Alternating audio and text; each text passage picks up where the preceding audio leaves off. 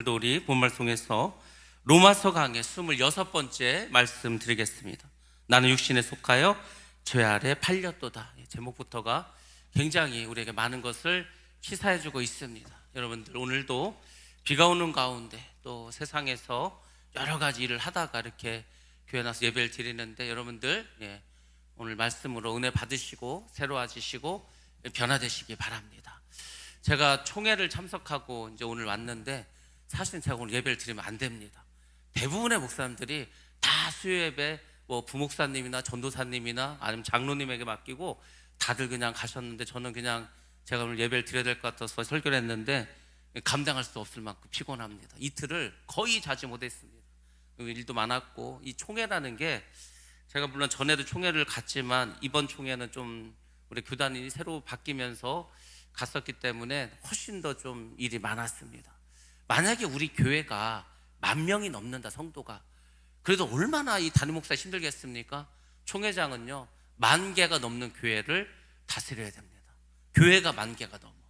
그 총회장 한 사람 되기 위해서요, 그 저절로 되겠습니까? 부장, 여러 가지 위원장, 그 다음에 서기, 총무, 많은 걸 거치고 또 부총회장을 거치고 해서 이 총회장에 올랐죠. 총회장 올랐는데, 총회장 취임식하자마자 바로 회의를 했는데 여러 가지 문제로 또 다툼이 있고 싸움이 있고, 그걸 또 두들겨 말리고, 저기를 왜 할까 싶을 정도로.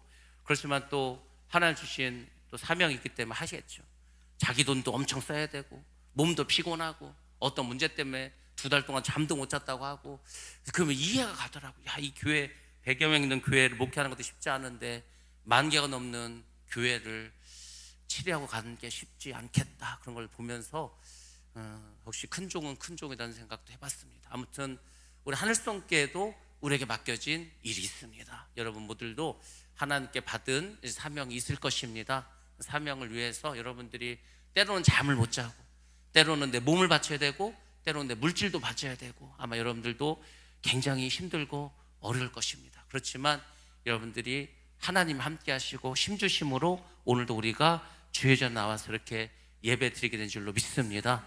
육신이 피곤하고 마음이 힘들어도 오늘 말씀을 잘 들으시면은 여러분들이 왜 우리가 예수를 믿고 살아야 가는가, 또 예수를 믿는 게 얼마나 큰 은혜고 영광인가를 여러분 알게 되실 겁니다. 오늘 말씀도 사실은 여러분 집중해서 들으셔야 됩니다. 그냥 들으면 뭔 말인지 모릅니다. 근데 오늘 말씀 잘 깨닫고 이해하시면은 여러분의 믿음이 굉장히 많이 성장하고 성숙하게 될 것입니다. 그러니까 이 로마서 말씀 항상 중요한데, 오늘 26번째 말씀도 잘 들으시기 바랍니다. 오늘 본문의 말씀은 이제 7장의 뒷부분인데 이런 내용입니다. 우리 안에, 우리 마음속에는요 하나님의 법을 지키려는 마음이 있습니다. 우리 예수 믿지 않습니까? 말씀대로 살고 복음도 전하고 사랑을 베풀면서 살아야 되겠다, 내 믿음으로 살아야겠다, 이런 마음 누구에게는 다 있습니다. 예수를 믿으니까. 당연하지 않습니까? 그런 마음이 있습니다. 근데 여러분들, 그런 마음만 있습니까? 그렇지 않습니다. 우리는 여전히 죄의 법을 따르려는 마음이 또한 있습니다. 원래 우리가 죄인이었어. 내 마음대로 살았어. 내 뜻대로 살았어. 내 기분대로 살았어. 이게 예수를 믿는다고 해서, 신앙생활 한다고 해서, 교회에서 직분을 받았다고 해서 어느 날 갑자기 사라집니까? 그렇지도 않아. 그래서 이제 어떻게 되는 겁니까? 이 두 마음이 항상 우리 안에서 싸우고 있다는 거죠. 사도 바울이 그것을 우리에게 말해주고 있습니다. 14절 말씀은 이렇게 우리에게 말씀해주고 있습니다. 우리 13절에서 율법은 선하다라고 지난주에 말씀드렸습니다. 왜냐하면 하나님 주신 거니까, 거룩한 거죠. 하나님 주셨으니까. 근데 14절에서는 율법을 뭐라고 했냐면은 신령하다고 말합니다. 신령하다. 우리가 신령하다는 말 많이 하지 않습니까? 그 신령이란 말이 헬라어로는 뭐냐면 푸뉴마티코스랍니다. 푸뉴마티코스가 무슨 말이냐면 영에 속한이라는 그런 뜻을 가지고 있습니다. 율법은 영에 속한 거라, 이런 얘기죠. 왜 그런지 아십니까? 율법은 하나님에게서부터 온 것이기 때문에 그렇습니다. 사람이 만든 법이 아니라 하나님께서 정해주시고 하나님이 주신 것입니다. 그래서 율법은 신령한 것이라고 말해주고 있습니다. 율법은 사람이 창한 것이 아니라 하나님이 주셨습니다. 그런데 바울이 이렇게 율법은 신령하다고 이렇게 말을 한 다음에 곧바로 뭐라고 말합니까? 나는 육신에 속하여 죄 아래에 팔렸도다라고 또 이렇게 말합니다. 율법은 신령한 건데, 율법은 하나님에 속한 건데, 나는 내가 돌아볼 때 육신에 속한 사람이야. 영에 속하지 못했다는 거죠. 그래서 죄 아래에 있어. 그래서 죄에게 팔렸다고 말합니다. 죄 아래란 말이 무슨 말이냐면 죄의 지배를 받고 있다는 겁니다. 죄의 통치 아래 있다는 겁니다. 그 얘기는 뭐죠? 죄가 주인이라는 거. 죄가 주인이니까 그 죄가 시키는 대로 여전히 죄를 짓고 살아간다, 이 말이지 않겠습니까? 팔렸다는 말 썼는데, 이 팔렸다는 뜻이 이 당시에 로마 시대는 노예가 있고 종이 있지 않았습니까? 그래서 노예나 종을 팔 때 사용하는 동사가 팔았다는 겁니다. 그러니까 내가 종의 노예가 죄의 노예가 돼서, 죄의 종이 돼서 죄에게 팔렸다라는 그런 의미를 가지고 있습니다. 무슨 말입니까? 율법은 받았죠. 우리가 율법 다 받았습니다. 십계명도 받고 하나님의 말씀도 받았죠. 근데 우리가 여전히 육신에 속해 있어. 또 육신에 속해 있으니까 죄의 명령을 거부하지 못하고 죄의 종처럼 살아가고 있다, 이런 말입니다. 이게 다 우리 얘기지 않습니까? 우리가 예수를 믿고 하나님의 말씀을 믿고 그렇게 또 선하게 또 말씀대로 살겠다고 그렇게 회개하고 크게 기도해도요, 어느 순간 또 이 죄인의 모습이 드러납니다. 이번 목사님들 모여서 막 총회를 하는데 전직 깡패 출신 목사님들이 꽤 있습니다. 특히 부흥사들. 벌써 등치가 틀리고요, 목소리가 틀려. 그냥 막 건들지 마, 막 인상 쓰고. 이런 사람이 앞에 딱 나가서 의장이 발언권도 주지 않았는데 막 항의를 하면서 말하겠다고 막 이게 목사님. 그러면 이제 또 질서인들이 와서 막 붙잡고 나가려고 그러면 손대지 말라고 하고 막. 그러니까 목사가 돼도요, 부흥 강사가 돼도 여전히 자기의 죄성, 내가 막 혈기 부렸던 거는 다 버리지 못했다는 거죠. 그런 모습을 가지고 있어. 우리가 바울이라는 사람을 알지 않습니까? 바울은 어떤 사람입니까? 예수 믿는 사람을 감옥에 집어넣은 사람이에요. 예수 믿는 스데반이 죽는 것을 당연하다 생각한 사람. 바울은요, 착한 사람이 아니에요. 선한 사람도 아닙니다. 강한 사람이고 독한 사람이 바울이에요. 그러니까 이 바울이 예수님을 만나고 복음의 진술을 깨닫고 했음에도 불구하고 자기 안에는 여전히 죄인의 모습을 가지고 있다는 거죠. 사도 바울이 가지고 있을 정도 저는 여러분 없겠습니까? 다 있지. 날마다 우리가 그래, 오늘 은혜 받았으니까 내 말씀대로 은혜 받은 대로 살아가야지 하면서도 여전히 또 죄에 넘어지고, 또 때로는 짜증도 나고 원망도 하고 시기도 하고 질투도 하고 막 하지 않습니까? 그러니까 그런 싸움이 늘 있다는 거예요. 그거에 대해서 사도 바울이 자신을 바라보면서 그렇게 무력한 자신을 고백하고 있는 것입니다. 야, 내가 이렇게 예수를 믿고 이런 능력을 받았는데도 불구하고 여전히 내가 아직도 이렇게 죄 앞에서 무력한 존재인가? 그렇게 고백을 하죠. 근데 여러분들, 우리가 아는 것처럼 바울은 정말 어떤 사람입니까? 바울처럼 하나님을 사랑하고 구령의 열정이 뜨거운 사람이 있었습니까? 기독교에서 예수님 다음으로 바울처럼 이렇게 열심히 일한 사람이 어디에 있습니까? 근데 이 말이 바울에게 나왔다는 거죠. 뭐 다른 죄인이 말했으면은 그럴 수도 있겠다 하는데, 바울이 뭐라고 하면 나는 육신에 속해서 죄 아래에서 팔렸도다, 뭐 이렇게 얘기를 하니까 이게 정말 바울이 한 말이 맞을까, 이렇게 의문을 제기할 수도 있습니다. 근데 여러분들이 이걸 아셔야 됩니다. 우리가 신앙생활을 하면 할수록, 우리의 믿음이 깊어질수록 우리는 이 바울과 같은 고백을 할 수밖에 없습니다. 그게 왠지 말씀드리겠습니다. 내가 막 예수를 오래 믿어서 더 악한 사람이 되는 게 아니고, 예전에는 죄라고 생각지 않은 것들이 내가 믿음이 좋아지니까 이게 막 죄로 느껴지는 거야. 예전엔 내가 엄청난 죄를 져도 그렇게 회개를 심하게 하지 않았는데, 내가 은혜를 받고 나서 보니까 내가 누구를 미워하고 시기한 게 어마어마하게 큰 죄라는 걸 깨닫는 거야. 그래서 정말 부끄러운 모습으로 하나님 앞에 죄인된 모습으로 그렇게 회개하면서 기도할 때가 있습니다. 사도 바울이 지금 그것을 우리에게 말해주는 겁니다. 내가 은혜를 받고 보니까 내가 정말 보잘것없는 죄인이었구나. 그전에는요, 그 정도 내가 죄인인 걸, 아니 내가 뭐 사람을 죽인 적도 없고 도둑질을 한 적도 없는데 내가 뭐 죄인이냐고 이렇게 생각을 했는데, 은혜를 받고 보니까 그렇구나, 나는 엄청난 죄인이었구나, 나는 정말 죄에게 팔린 그런 육신에 속한 사람이었구나, 이렇게 고백을 하는 겁니다. 그래서 여러분들도 이상하게 자꾸 믿음이 좋아지는 것 같은데 내가 자꾸 회개할 것이 많아지지, 그것은 여러분 죄를 져서 그런 게 아니라 주님을 그만큼 닮아가기 때문이다, 생각하시기 바랍니다. 좋은 거죠, 좋은 거. 옛날엔 죄로 여겨지지 않은 것을 죄로 여기면서 더 간절히 더 애통하면서 회개한다. 그거는 그만 우리의 믿음이 자란 거지 않습니까? 그래서 이렇게 고백할 수 없는 이유를 15절부터 17절에 이렇게 말씀해 주고 있습니다. 자, 우리 로마서 7장 15절로 17절 봅니다. 시작. 내가 행하는 것을 내가 알지 못하노니 곧 내가 원하는 것은 행하지 아니하고 도리어 미워하는 것을 행함이라. 만일 내가 원하지 아니하는 그것을 행하면 내가 이로써 율법이 선한 것을 시인하노니 이제는 그것을 행하는 자가 내가 아니요 내 속에 거하는 죄니라. 아멘. 아멘. 마지막에 뭐라고 합니까? 그것을 행하는, 죄를 행하는 자가 내가 아니고 내 속에 있는 죄라는 거죠. 내 속에 여전히 죄가 있기 때문에 그 죄가 나를 계속 죄를 짓게 하는 거죠. 나중에는 처음에는 내가 술을 먹지만 나중에는 술이 술을 먹고 술이 나를 먹고 하지 않습니까? 그렇다는 거죠. 여러분들 이 말씀을 잘 생각하셔야 됩니다. 율법이 하나님의 말씀이라고 했죠. 신령한 것이라고 말씀드렸습니다. 근데 자신의 죄성이 있어. 우리 누구는 다 죄성을 가지고 있지 않습니까? 죄를 지려는 마음이 늘 있어. 세상에 대한 유혹이 있습니다. 이생의 자랑도 있고요, 정욕의 그런 어떤 안목의 정욕도 있고 육신의 정욕도 있고 있어. 이런 죄성이. 그러니까 어떻게 하는 거죠? 이런 죄성 때문에 율법대로 말씀대로 살아가지 못하고 있죠. 그래서 죄의 종으로 살아간다. 이렇게 사도 바울이 고백합니다. 우리도 하나님의 말씀을 많이 알고 신앙 경력이 아무리 화려해도 우리 안에 있는 이 범죄성, 죄성 때문에 결국 사도 바울과 같은 고백을 할 수밖에 없습니다.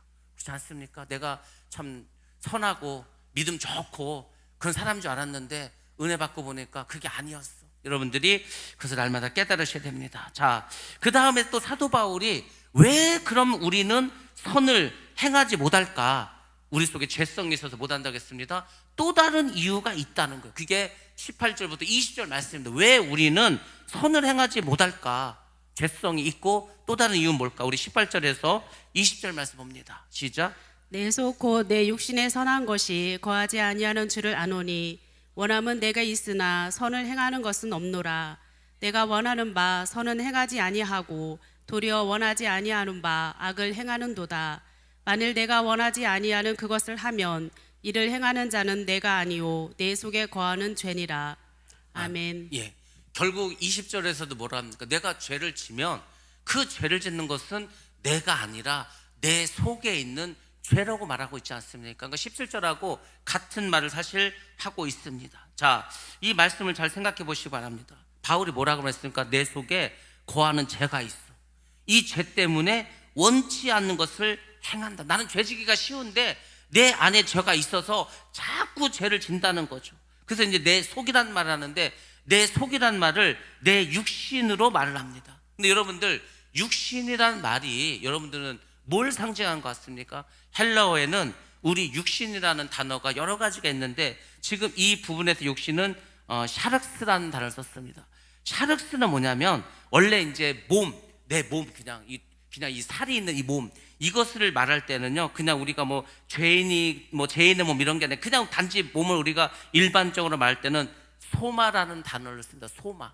그냥 내 몸 소마. 근데 이 육신, 더러운 육신, 악한 육신 이런 단어를 쓸 때는 우리가 샤륵스라는 단어를 씁니다. 그래서 이 샤륵스란 말은 어떤 육신을 말하냐면 부패하고 도덕적으로 연약한 육신을 말합니다.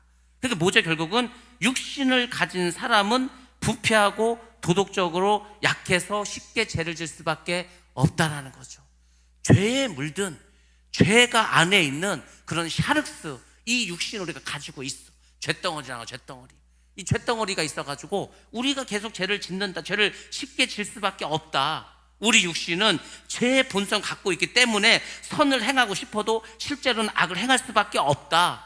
이렇게 이제 우리에게 설명해주고 있습니다. 자, 우리가 앞에서 말했습니다. 15절에서 17절 또 18절과 20절 가만히 보면은 비슷한 말을 계속 해주고 있습니다.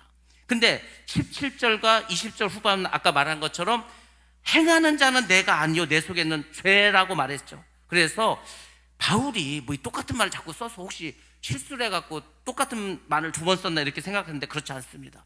15절과 17절을 가만히 보시면 이거는 우리의 죄와 율법과의 관계를 말하는 겁니다. 우리가 죄를 져.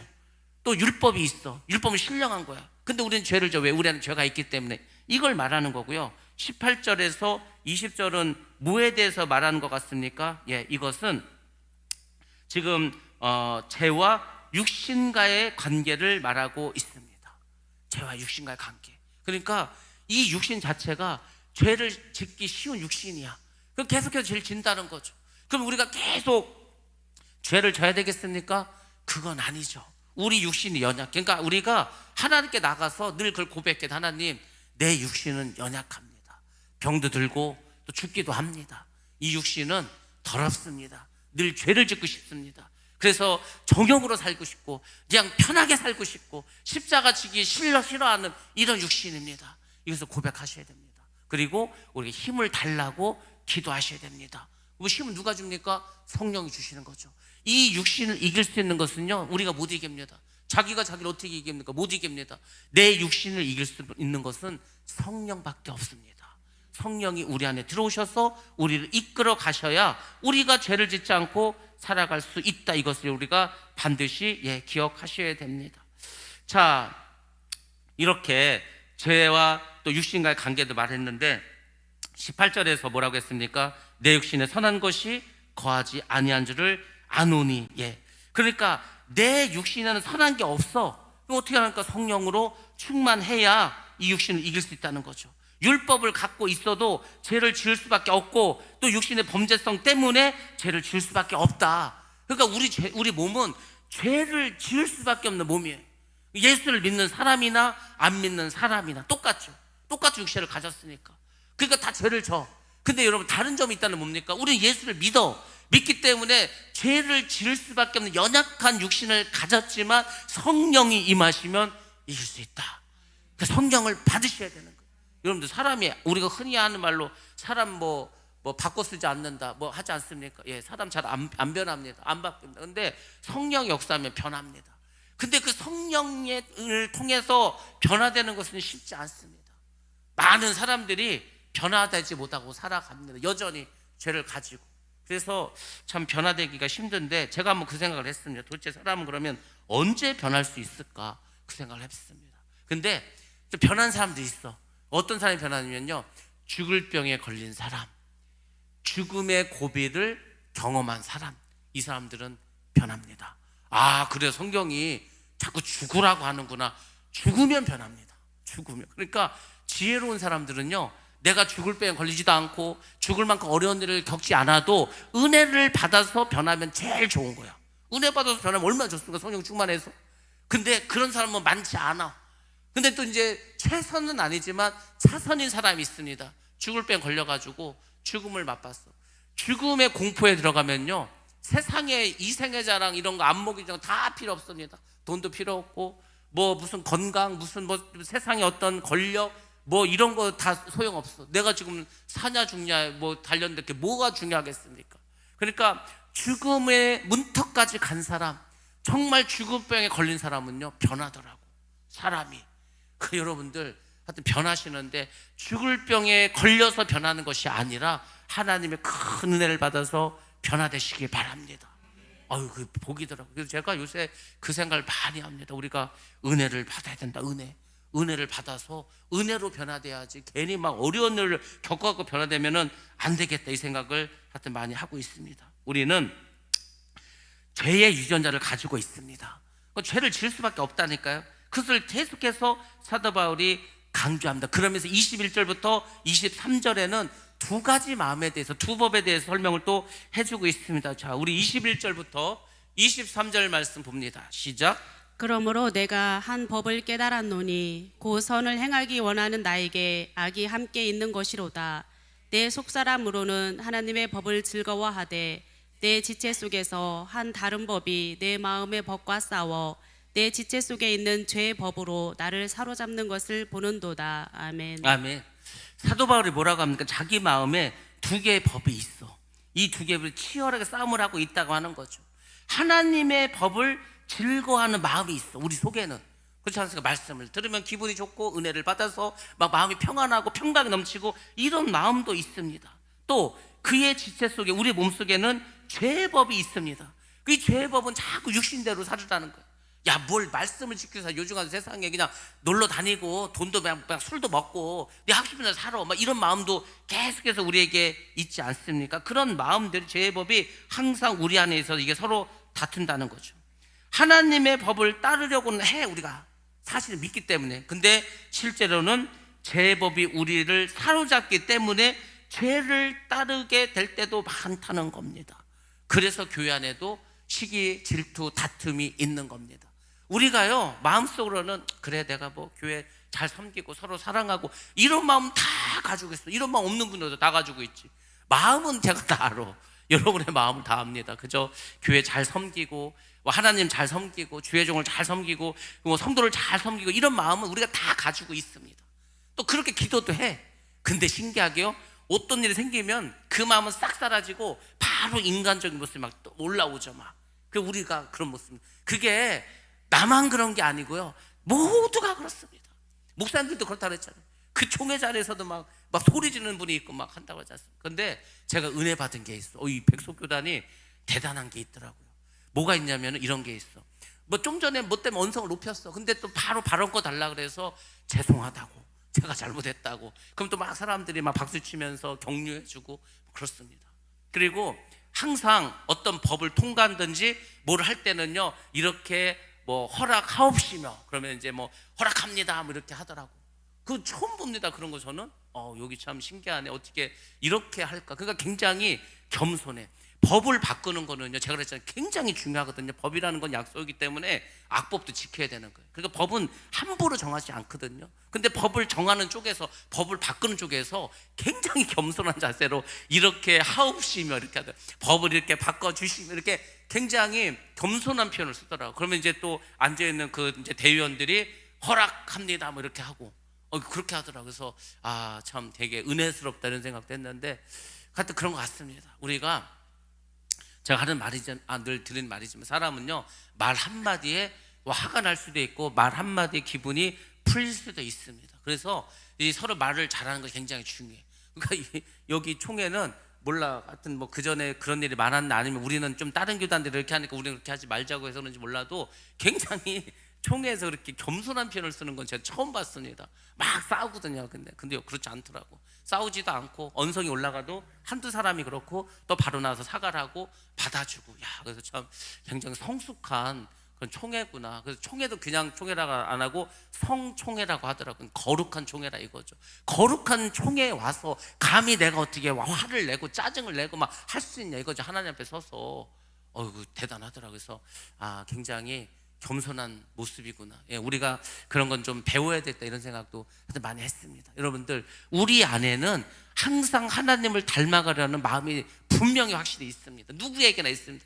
예수를 믿는. 그렇지만 그것과 치열하게 싸우는 또 죄의 법이 있다는 것을 여러분들이 반드시 기억하시고 항상 이 죄의 법을 이길 수 있도록 여러분들이 힘쓰셔야 합니다. 하나님의 말씀을 살려고 하지만 실제로는 악을 행하는 경우가 얼마나 많이 있습니까? 근데 이게 우리만 그러냐? 아닙니다. 성경에도 보면은 그런 사람이 있습니다. 대표적인 게 누구냐면 다윗입니다.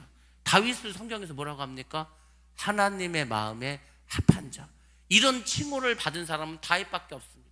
얼마나 믿음 좋고 하나님을 의지했습니까? 그런 다윗이야. 근데 그 다윗이 어떻게 했습니까? 우리가 지금 사무엘 상하를 하고 있지 않습니까?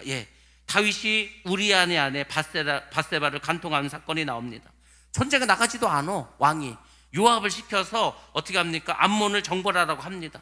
자기는 궁에 있어. 그리고 늦게까지 낮잠을 잡니다. 그게 지붕을 깨어나서 지붕을 거늘다가 목욕을 하고 있는 밧세바를 보게 되죠. 그녀를 데리다가 동침을 하게 됩니다. 근데 또 조금 세월이 지나니까 밧세바가 잉태했다는 소식을 전하게 됩니다. 큰일 났죠 이제. 그래서 어떻게 합니까? 전쟁터에 있는 남편 우리아를 불러드립니다. 집에 가서 부인하고 자라고 했는데 이 또 군인이라서 지금 자기 부하들이 전쟁터에서 목숨을 걸고 싸우는데 나 혼자 어떻게 집에 가서 편하게 쉴 수가 있냐고. 그래가 집에 또 들어가지도 않아. 그러니까 이제 다윗 입장에서 큰일 났죠. 이 죄를 어떻게 감출 수가 없어.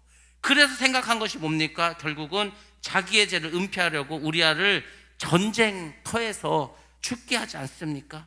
이것이 인간의 모습입니다. 다윗도 우리도 이 정도는 죄를 안 질 것 같은데 그 믿음 좋은 다윗이 이런 죄를 범했다는 겁니다. 여러분들 이 사건을 우리가 다 알고 있는데, 그럼 여러분들이 다윗의 입장에서 한번 생각해 보시기 바랍니다.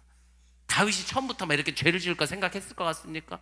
그렇진 않을 것 같아. 왜? 믿음 있는 사람이니까. 다윗이 이렇게 범죄라는 과정 속에서 그의 마음속에서는 항상 무슨 마음이 있었겠습니까?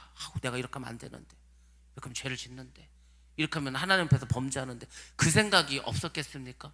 그 생각도 있었는데 너무 큰 죄를 져가지고 이거를 감출 수밖에 없는 거예요. 그러니까 다윗이 하나님께 나아가서 회개를 하고 또 우리아에게 어떤 용서를 빌고 뭐 어떻게 다른 방법을 썼으면은 됐을 텐데, 사람은요 그렇게 안 해.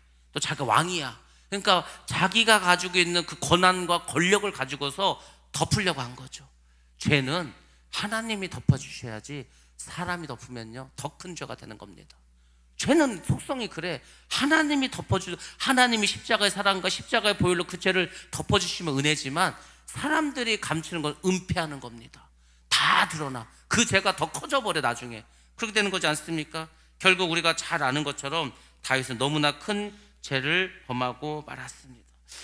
그러니까 죄의 유혹 앞에서 우리가 하나님의 법을 떠올리긴 하는데 그것을 참 물리치기가 쉽지 않다는 거죠. 우리 그 다윗의 지체 속에 있는 그 죄의 법이 그를 딱 사로잡은 겁니다. 그러니까 다윗 안에도 죄성이 있었어. 근데 그동안 믿음이 좋았어. 또 너무 힘들었어. 그래서 하나님을 막 의지했어.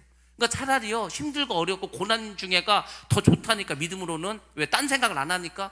근데 배부르고 등 따셔. 왕이 되었어. 그러니까 룰루랄라야. 만사 형통이야. 그러니까 지금 이 죄성이 살아나 버려가지고 이런 죄를 범하지 않았습니까? 다윗은 엄청난 죄를 짓고 결국은 그 죄가 그를 사로잡고 말았습니다. 결국 죄의 법을 따르게 되었다는 겁니다. 죄의 법을 따랐다는 것은 우리 인간이 완전하지 못한 거고요, 우리가 부족하다는 겁니다. 그러니까 여러분들, 저도 부족하고 여러분도 부족하고 다 부족해. 그러니까 부족한 사람들끼리 서로 용납하고 허물을 용서하고 그렇게 살아가시기 바랍니다. 완벽한 사람이 없다. 총회장도 완벽하지 않아요. 뭐 얼마나 말이 많은데. 목사는 완벽합니까? 완벽한 사람을 목사시키면요 목사할 사람이 아무도 없습니다. 다 똑같은 거예요. 다 부족하고 연약하고 여기서 말하고 저기서 저 말하고 나중에 안 했다고 하고 다 그렇게 살아. 근데 여러분들, 그걸 서로 용납하고 살지 못하면은요 우리는 그냥 다 죄인이고 다 죄를 까발리기만 하고 서로 상처만 받고 그냥 고통 가운데 살아갈 수밖에 없습니다. 그렇지 않겠습니까? 누가 나한테 뭐라고 했더라, 누가 뭐라고, 다 들려도 뭐 그럴 수도 있지, 뭐 그럴 수도 있지 하고 넘어가시고요, 그것을 은혜 가운데 잘 하시면은 또 좋아지는 겁니다. 제가 이번에 총회 가서 느낀 게, 그걸 좀 전에 그렇게 소리 지르고 했고 막 했는데도 바로 와갖고 또 미안하다 죄송하다고 하니까 또 막 사람들 웃으면서 박수 쳐주면서 하더라고요. 그렇게 하면 됩니다. 예, 그렇게 하면은요 아무것도, 제가 그랬잖아요. 우리가 싸우는 거는 아무것도 아니에요. 별것도 아닌 거 싸우는 거. 사실은 우리가 뭐 수십억 갖고 싸웁니까? 총회는요 이 단위가 달라. 제가 그랬잖아요. 교회가 10,000개가 넘어. 그러면은 돈이 뭐 얼마나 단위가 크겠습니까? 그럼 그 정도는 단위가 크니까 싸울 만해. 우리는 그 정도도 안 돼. 뭐 싸울 것도 하나도 없어. 끼케야 몇만 원 몇십만 원 갖고 일도 아니죠. 그러니까 그런 거는 별거 아니야. 아무것도 아니야. 그냥 은혜로 넘어가시면 되는 겁니다. 그래서 하나님의 은혜를 받으면 그런 게 넘어가는데, 문제는 뭐냐? 은혜를 받지 못하면은요 작은 죄도 다 끄집어내는 거야. 그래서 이거는 뭐가 어떻고 저건 뭐가 어떻고 이제 이러면 끝이 없는 거죠. 근데 은혜가 있으면요 다 덮입니다. 더 뭐 말할 것도 없어.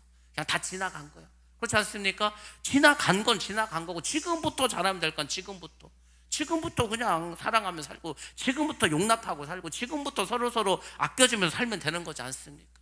그러니까 우리가 그걸 배워야 되겠더라고. 우리가 예수를 믿는다는 게 누구도 완벽한 사람 없어. 완벽한 사람을 기대할 것도 없고, 그럼에도 불구하고 우리는 말씀을 살려고 노력은 하는데 그래도 역시 여전히 죄인이야. 그러니까 서로 사랑하고 이해하고 하면은 되겠다. 아니 지금 다윗과 같은 사람들은 엄청난 죄를 짓지 않았습니까? 결국 그도 이것을 죄를 범하고 죄의 법을 따를 수밖에 없었습니다. 두 개의 마음이 우리 속에 싸우는 전쟁터에서 다윗도 지고 말았습니다. 겉으로는 아무 일이 없는 것 같죠. 그렇지만 그 마음속에는 끊임없이 영적인 전쟁이 이루어진다는 것을 우리가 알아야 됩니다. 그래서 성경은 이 두 가지 마음을 싸우는 걸 뭐에 비교한지 아십니까? 이 막 두 가지 마음, 하나님을 섬기려는 마음과 말씀대로 살려는 마음과 이 죄악된 마음이 막 서로 싸워. 근데 권투가 아니요. 성경에서는 씨름이라고 했습니다. 그 씨름을요, 영어 성경으로 보면 레슬링이라고 합니다. 레슬링. 여러분, 레슬링 어떻게 하는지 아십니까? 권투는 좀 이렇게 거리를 떨어져서 싸워. 레슬링은 서로 붙잡고요, 서로 넘어뜨리려고 하는 게 레슬링이지 않습니까? 하나님의 말씀을 지키려는 마음과 죄를 지으려는 그 마음, 두 마음이 달라붙어갖고 서로 이기려고 막 난리를 핀다는 거, 우리 안에서 레슬링을 한다는 겁니다. 그렇게 영적인 전쟁은 치열한다는 겁니다. 우리 마음속에서 날마다 이런 일들이 벌어지고 있다는 겁니다. 하나님의 법과 죄의 법이 뒤엉켜서 막 싸우고 있어. 영적인 싸움은요, 굉장히 치열합니다. 그래서 제가 그랬잖아요. 영적 전쟁 무조건 이기고 가야 된다고. 영적 전쟁은 중간지대가 없습니다. 일단 한번 붙으면은 누군가는 쓰러지고 누군가는 져야 돼. 그때까지 계속 싸우는 겁니다. 그래서 하나님의 법을 따르냐, 죄의 법을 따르냐, 둘 중에 하나를 우리가 따라가야 된다는 겁니다. 우리가 지금 영적인 전쟁을 하고 있습니다. 우리가 9월 1일부터 이제 릴레이 금식 기도를 하지 않습니까? 제가 생각을 했어. 이거 분명히 마귀가 가만히 있지 않을 거다. 분명히 역사할 거다. 분명히 마귀가 이거 시작하자마자 많이 우리를 건들 거다 생각을 했어. 아니나 다를까? 아니 뭐 애들이 발목이 똑똑 부러지는 거야. 이 집에서 부러지고 저 집에서 부러지고 교통사고도 나고 무슨 일도 있는지 아십니까? 독사에도 물린 사람 나왔어, 우리 교회에서. 그러니까요, 뭐 여기저기서 뭐 없었던 일들이 벌어져. 이 사탄 마귀들이 그냥 하여튼 가만히. 근데 여러분들 이걸 이상하게 생각하지 마시고요, 저는 한편으로는 기뻤어. 왠지 아십니까? 우리가 아무것도 안 하면요, 마귀도 아무것도 안 해. 마귀가 뭐 가만 냅둬도 다 저기 하는데 뭘 하겠습니까? 우리가 막 금식도 하고 교회의 악한 영을 물리치고 믿음을 살려고 하고 거듭나려고 하고 막 하니까, 뭘 하니까 마귀도 막 일하지 않습니까? 저는 마귀가 일하는 걸 보고서 한편으로는 그래, 한번 너 해보자, 한번 붙어보자, 우리 한번 레슬링 한번 해보자. 오히려 막 더 마음속에서는 막 그 전의가 막 불타고, 전의가 한번 싸워보자 이거지. 영적 싸움을 해서 한번 확 꺾어놔 봐야 되겠다. 여러분들, 한국 교회가 잠자고 있습니다. 잠자면 마귀가 안 건든다니까. 그냥 조용히 그렇게 그냥 미지근한 물에 있다가 그냥 죽어버리는 개구리처럼 그냥 교인들 다 떠나고 교회는 점점 사람이 없어지고 그렇게 하고 이제 교회 문 닫는 거지 않습니까? 근데 우리가 이런 세대 속에서, 아니 어떤 교회에서 릴레이로 100일 동안 금식하면서 물도 안 먹고 하겠다고 합니까? 그러니까 마귀가 뭐야 얘들, 이거 왜 뭔데 이래, 니들 뭔데? 그러니까 막 이제 막 여기 20살만 건들고 애들 건들고만 하지 않습니까? 또 무슨 일이 벌어질지 몰라. 그래서 좀 두렵지 않습니다. 죽이려면 죽여봐라. 네가 우리를 죽일 수 있는가? 네가 우리를 무너뜨릴 수 있는가? 한번 붙었으니까 한번 해보자. 여러분들, 영적인 전쟁은요, 그렇게 씨름을 하고 그렇게 누구 하나가 진짜 떨어져 나가야 돼. 근데 싸움은 이미 시작되었습니다. 여러분들이 이기셔야 되는 거예요. 이기면 됩니다. 그거 어렵지 않아요. 왜냐하면 하나님이 우리 함께 하지 않습니까? 그러니까 전쟁이 났을 때, 싸움을 할 때는 딴 거 없어. 기선을 잡으면 되는 거예요. 하나님 함께 하시는데, 덤빌 테면 덤벼봐. 너 어디까지 하는 거 내가 한번 볼게. 그러면은요, 슬금슬금 피하면. 마귀를 물리치는 건 두 가지라니까요. 무시하든지 아니면 막 욕을 하든지 하면 지가 도망가. 왜? 도망갈 수밖에 없죠. 우리 안에 강력한 성령의 역사가 있는데. 그래서 악한 마귀를 몰아내면은요, 이 하나님의 은혜가 막 이제 채워지는 겁니다. 막 채워지는. 그래서 하여튼 100일만 지나봐라. 니들 어떻게 되나. 하여튼 여러분들, 그러한 어떤 영적인 자신감도 가지고요, 영적인 담대함도 가지셔야 됩니다. 아니 뭐 제가 그랬잖아요. 죽기밖에 더 하겠습니까? 아무리 큰일 나도요, 죽기밖에 더 하겠. 죽으면 천국 가는데, 죽어도 축복인데, 그런 마음을 가지시면은 두려울 게 없습니다. 마귀는 우리에게 두려움을 줍니다. 근데 그 두려움이 다 그 가짜야, 가짜. 지들이 오히려 겁나니까 막 두려움을 주는 겁니다. 우리가 막 세게 나가면은요, 꼼짝 못 합니다. 제가 그래서 다음 주에 3일 단식을 하려고 합니다. 아침만 해고 하루 종일 해갖고 아주 그냥 이번에 초장에 한번 꺾어놔 버리려고. 그렇게 해서 이제 더 이상 마귀가 역사하지 못하고 그냥 다 이겨는 게임을 하려고.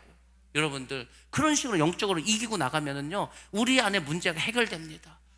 새로운 어떤 축복의 통로가 막 열립니다. 여기저기서 막 축복의 통로가 열리는 거예요. 생각지도 않은 일들이 막 벌어집니다.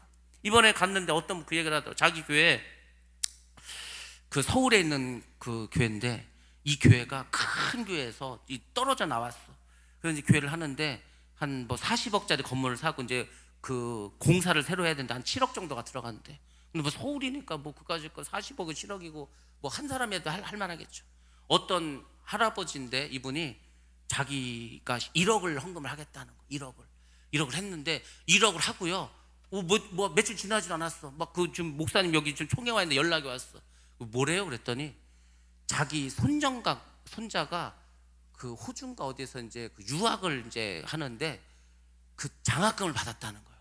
장학금이 얼마인지 아십니까? 4년 장학금 대학교 받았는데 2억 7천이라는 거야. 장학금을 2억 7천 받았어. 자기는 1억 헌금하고. 여러분들, 돈이 중요한 게 아니고요, 하나님께 드리면 하나님은 축복 통로를 열어주십니다. 믿음으로 한 거야. 교회가 이사 가고 안 뭐 공사한다고 하니까, 그렇게 하니까 하나님이 아니 장학생 4년 장학생으로 그렇게 했다는 거죠. 여러분들, 우리가 믿음을 가지고 하나님께 자꾸 뭘 드려, 시간도 드리고 물질도 드리고 정성도 드리고 몸도 드리고, 그게 또 은혜가 되고 기쁨이 되면은요, 하나님은 축복 통로를 엽니다. 한국 기독교가 가면 갈수록 그걸 잃어버려. 옛날에는요, 없어도 내가 못 먹어도 빚을 내서라도 막 교회를 위해서 그렇게 막 열심히들 했어.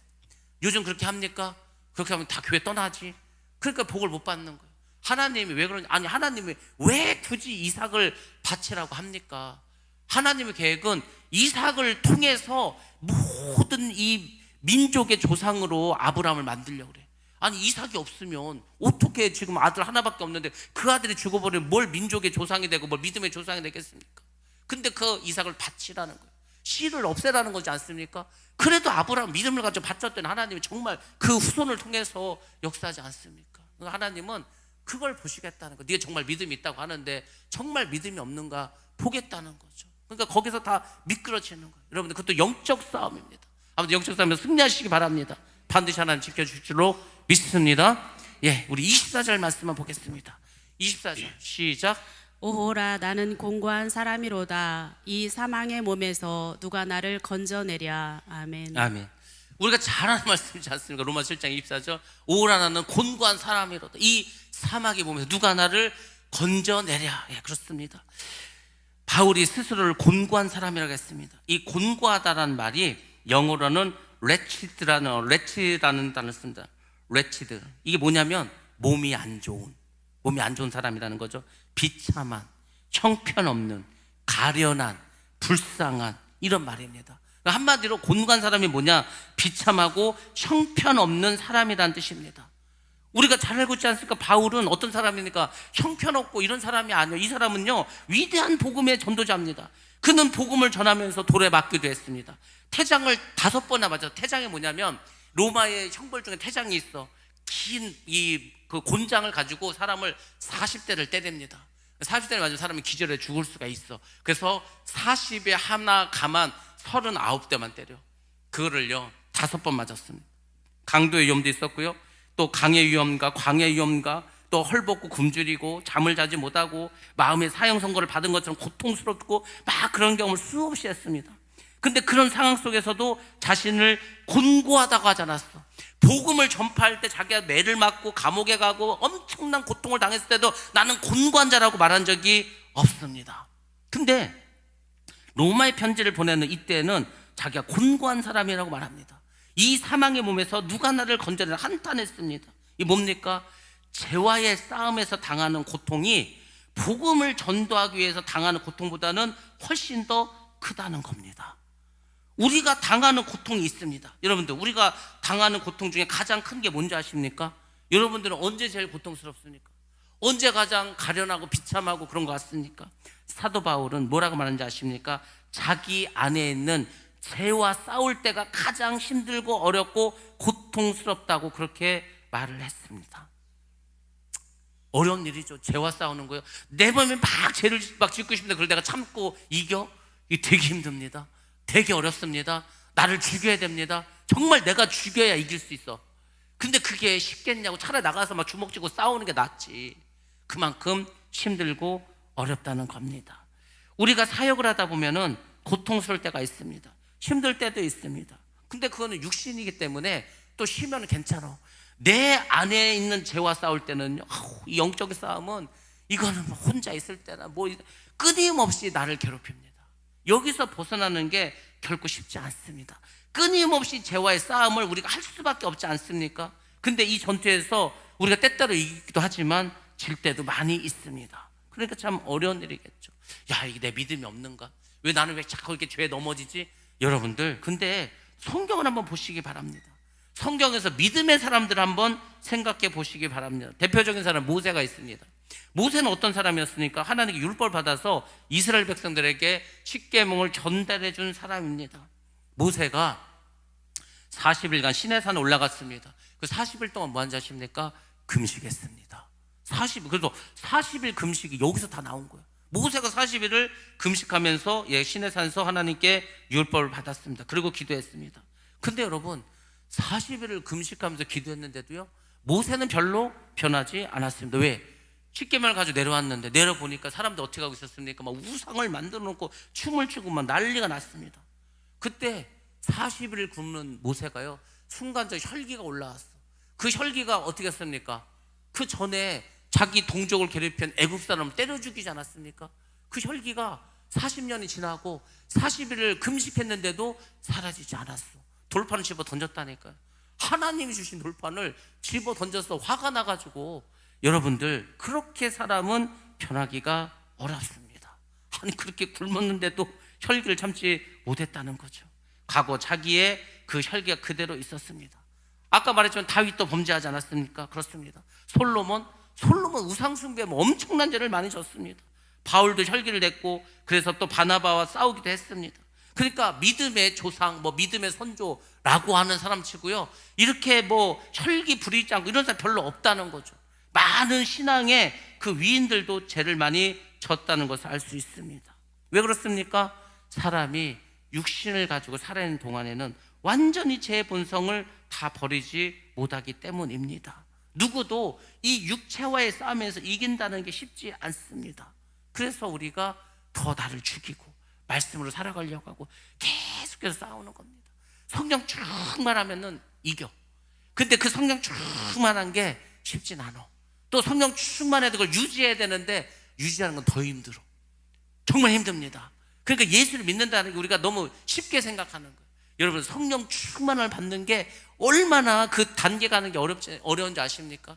맨날 기도해야 되고요, 맨날 죄를 회개해야 되고요, 내 모든 더러운 생각 다 몰아내야 돼. 그래서 겨우 성령 충만을 받았어. 근데 순식간에 혈기 부리고 순식간에 또 육신의 정욕이 들어오고 그러면 또 무너집니다. 그게 우리 모습입니다. 지금 나도 나를 못 이기는데 뭘 누가 어떻고 할 게 뭐 있겠습니까? 누가 어떻고 하는 나는 그러면은 온전합니까? 다 똑같은데. 그런 거예요 그냥. 그러니까 제가 그 생각했어요. 누가 어떻고 뭐가 어떻고 할 필요도 없다. 그 사람이나 나나 똑같은데 뭐라고 하겠습니까? 그러니까 우리가 그걸 생각하셔야 돼. 온전하고 완전한 사람 없고요, 누구한테 그걸 기대해서도 안 돼. 주님만 그런 분이요. 그냥 그 사람이나 나랑 똑같이 온전해지려고 노력하는 과정이지 완전하지는 않다. 이것을 여러분들이 생각을 하셔야 됩니다. 그렇게 해야 우리가 믿음에서 승리할 수 있습니다. 자, 바울은 아무튼 이런 고백을 하고요, 또 다시 덧붙여서 말을 합니다. 자, 25절에서 뭐라고 말씀하시는지 보겠습니다. 시작. 우리 주 예수 그리스도로 말미암아 하나님께 감사하리로다. 그런즉 내 자신이 마음으로는 하나님의 법을, 육신으로는 죄의 법을 섬기노라. 아멘. 아멘. 24절에서 뭐라고 했습니까? 오라 나는 곤고한 사람이로다. 이 사망의 몸에서 누가 나를 건져내랴. 이렇게 하고 곧바로 25절 돼서 뭐라고 합니까? 우리 주 예수 그리스도 말미암아 하나님께 감사하리로다, 이렇게 말을 하는 거죠. 좀 이상하지 않습니까? 24절에서는 자기가 죄인이라서 죽을 것 같지 하면서 또 바로 하나님께 감사한다고 이렇게 말을 하고 있습니다. 도대체 이게 무슨 말일까? 그렇습니다. 내가, 사도 바울 자신이 사망의 몸을 가진 곤고한 자라는 것을 깨달았어. 그걸 깨닫고 보니까 그리스도를 믿고 죄에서 건진 받은 것을 생각하니까 하나님께 너무 감사할 수밖에 없다는 거죠. 다시 말하면 이겁니다. 자신의 힘과 능력으로는 죄의 문제를 해결할 수 없다고 그렇게 절망하지 않는 사람은 구원의 필요성을 전혀 느끼지 않는다는 거죠. 그러니까 쉽게 말해서 내가 죄인이라는 것을 깨닫고 내가 연약한 사람이라는 것을 깨닫는 사람만이 그 은혜, 예수님께서 십자가에서 죽으셔서 나에게 구원을 베풀으신 그 은혜가 얼마나 크고 얼마나 대단한지를 깨닫게 된다는 겁니다. 결국은 내가 죄인임을 깨달으라는 거예요. 내가 연약한 자라는 것을 깨달으라는 거예요. 그럼 하나님께 감사할 수 있다는 거죠. 근데 내가 죄인임을 깨닫지 못해. 그러면 뭘로 감사합니까? 내가 죄인이 아니고 나는 죄가 없고 나는 잘못이 없는데 도대체 내가 뭘 잘못했냐고 이러면은요, 하나님의 은혜를 하나도 못 느끼고 하나님께 감사할 게 없어. 근데 내가 은혜를 받고 보니까, 야, 나 같은 죄인이 없었구나, 나같이 부족한 사람이 없었구나. 그것을 깨닫고 보니까 하나님 은혜가 너무 컸다는 거죠. 그런 얘기를 하고 있습니다. 여러분들, 왜 우리가 복음을 전하면서 여러 가지 막 그 책자를 동원해서 우리가 전도하다가 늘 하는 얘기 뭡니까? 당신은 죄인입니다. 그 얘기를 누가 좋아하겠냐고. 전도하러 가서요, 상대방에게 당신이 죄인이라고 계속 그것을 인정받게 해야 돼. 그게 전도입니다. 당신은 죄인입니다. 당신은 죄로 인해서 지옥 갈 수밖에 없습니다. 그러니까 전도받는 사람 입장에서는 자기가 뭐 잘못도 없는데 자꾸 죄인이라고 하니까 그게 쉽겠습니까?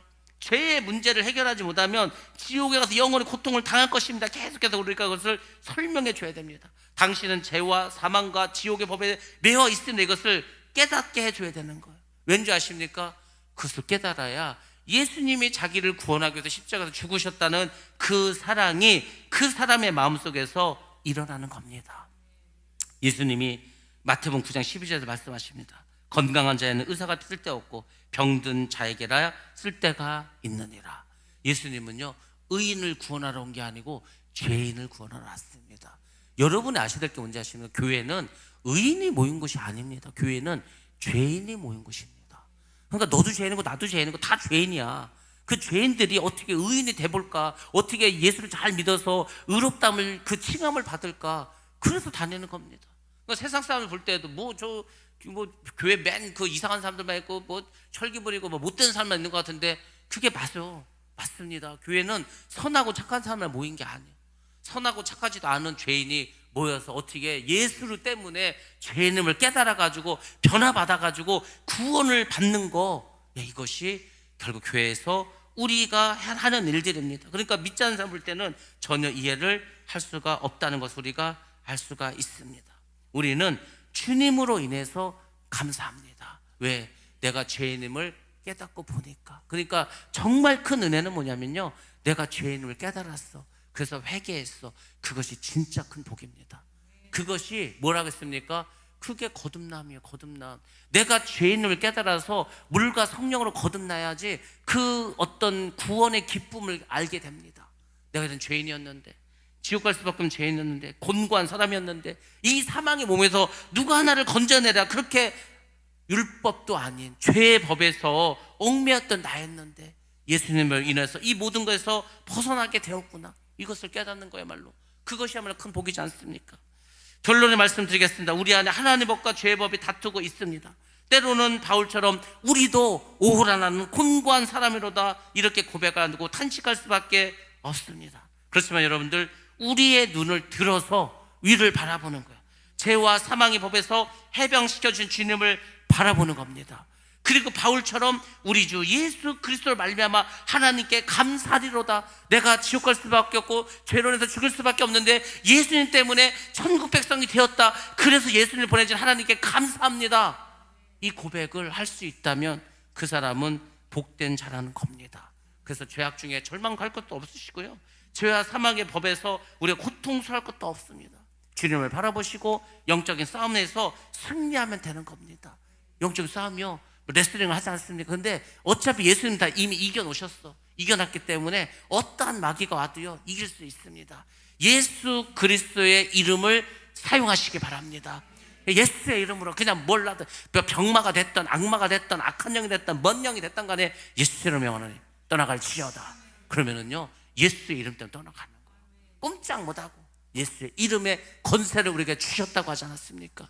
그 건세를 사용하시기 바랍니다. 그 건세로 승리하시기 바랍니다. 아니, 왜 이 세상에 한번 기왕에 태어났고 기왕 예수를 믿었는데 우리가 예수를 잘 믿어서 영적인 싸움도 이기고 정말 복된 삶을 살아가야 되지 않겠습니까? 그러면 자꾸 죄에만 옥눌리지 마시고요, 사슬에 묶일 것도 없습니다. 다 걷어버리시고 승리하시기 바랍니다. 그러면 하나님께서 우리에게 새로운 은혜와 복을 내려주실 줄로 믿습니다. 예, 우리 이제 오늘 17일이고 17일째 이제 릴레이 금식을 했습니다. 앞으로 갈 길이 많습니다. 근데 여러분들, 저는 그렇게 생각합니다. 우리가 100일 다 가기 전에 이미 우리는 승리할 것이다. 얼마 가지 않아서 하나님께서 모든 문제를 해결해 주시고 하나님께서 모든 묶인 것, 모든 사슬에 얽매인 것에서 우리를 해방해 주실 것이다. 예, 그렇습니다. 아니 우리가 얼마나 기도를 세게 하면 이렇게 마귀들이 역사할까? 아니 세상, 저는요 독사에 물린 걸 보고서 참 별일 다 하네. 근데 여러분들 어떤 독을 마셔도요 해를 입지 않는다고 했습니다. 뱀을 집어도요 해를 입지 않는다고 했습니다.